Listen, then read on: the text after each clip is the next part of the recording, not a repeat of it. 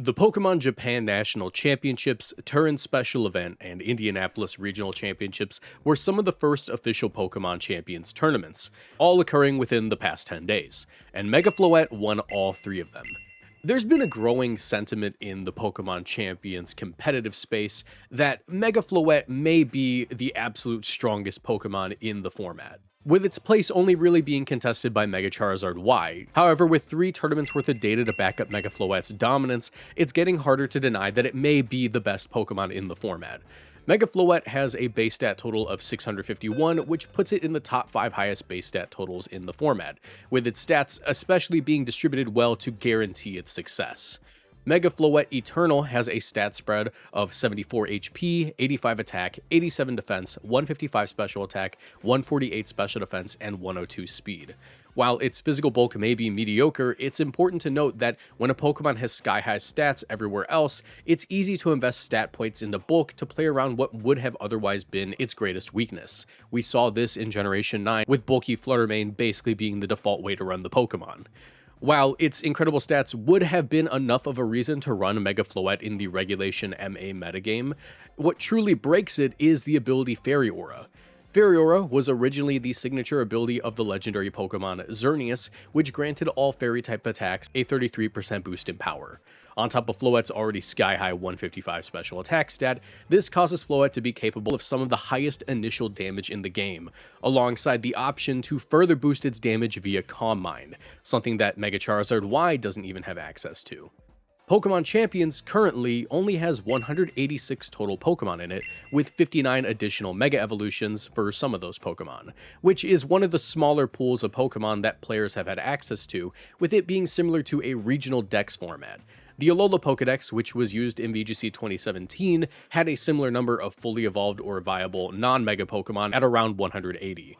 Due to that lower number of Pokemon available and overall lower power level, the metagame does tend to centralize around only the strongest available options. We see this happen in Pokemon Champions with Pokemon like Sneasler, Garchomp, Basculegion, Incineroar, and Kingambit, all seeing much higher usage than any other Pokemon in the format. This is purely due to their reliability and overall power in comparison to the other Pokemon available.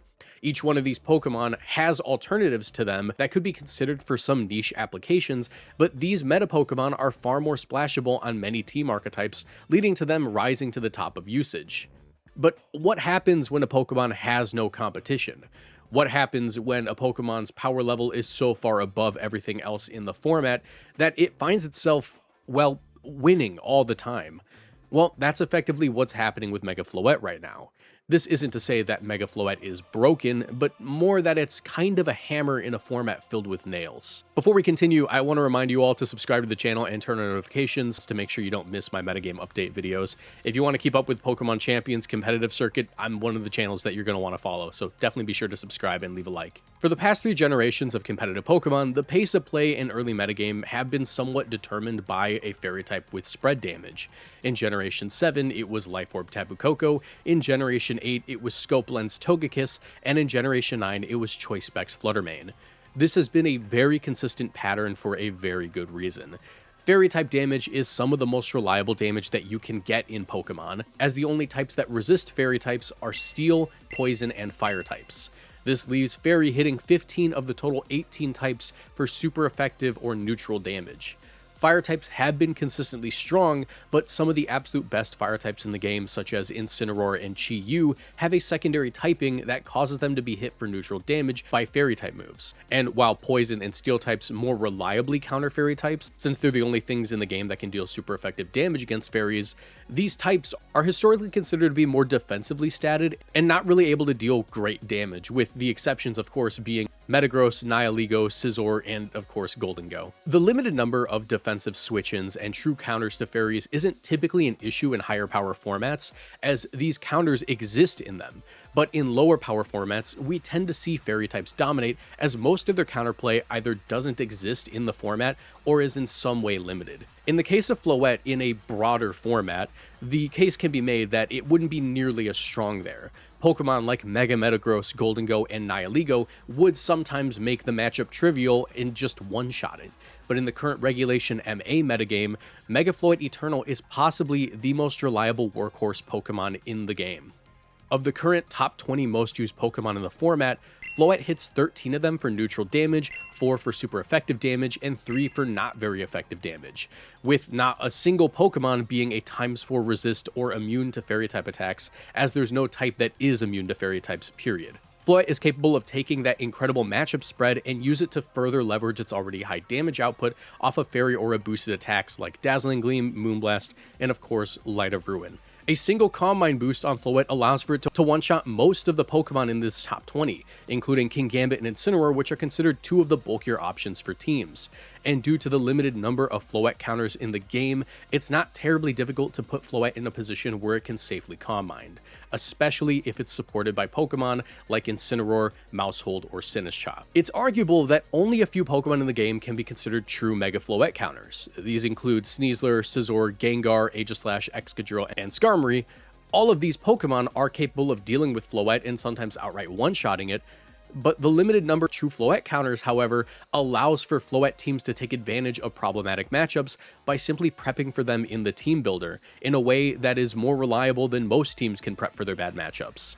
What we can see from the last 3 tournament-winning teams is that all 3 of them had a secondary Mega Pokemon meant to take advantage of Floette's obvious counterplay. Both Indianapolis and Japan Nationals were won by a Mega Charizard Mega Floette team, which, if the Mega Charizard doesn't outright beat hard counters like Scizor, Aegislash, Skarmory, and Excadrill, at least heavily discourages the opponent from bringing them in the first place, allowing for Floette to have a much safer time if the player needs to bring them to the match.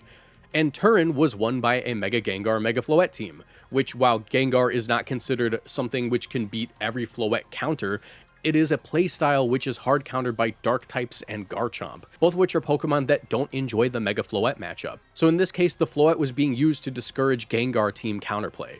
It is important to note that Floette does actually have one true alternative to it in Sylveon, but this comes with the caveat that Sylveon is often ran as an alternative fairy type to Floette due to its similar but still lesser damage output as a fairy type. That doesn't require a Mega Evolution. This allows for Sylveon to be ran on teams that would more often like to Mega Evolve their Charizard without having to concede that they won't have a fairy type to help it out. But Sylveon's overall lesser physical bulk and much slower speed means that it's a far more difficult Pokemon to effectively position, often necessitating the use of Tailwind setters like Mega Aerodactyl to allow it to outspeed opposing Pokemon like Garchomp and take them out. This was common on ladder for a while, with many players opting to drop Floette for Sylveon and have more matchups that it could be brought to. But Mega Floette's naturally high speed, damage output, and general pressure that it could assert on the board once again led to it overtaking Sylveon, at least as far as tournament results are concerned.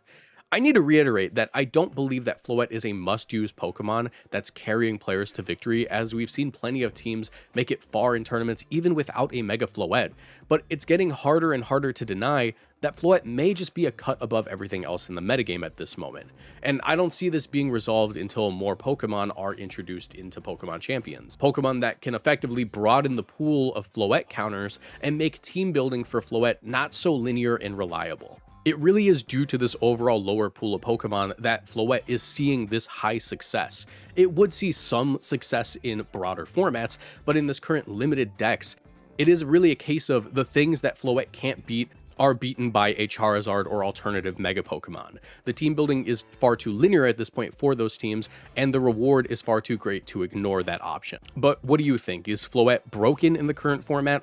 Or is it just a Pokemon that needs to be experimented with to find what can truly beat it consistently? Let me know in the comment section below, and of course, leave a like, subscribe, do all that sort of thing. I do want to let you know that I am going to be slowing down and not doing daily uploads, and when I'm talking about metagame updates, such as this sort of video, it will be edited like this video, because I want to give a better product to you guys.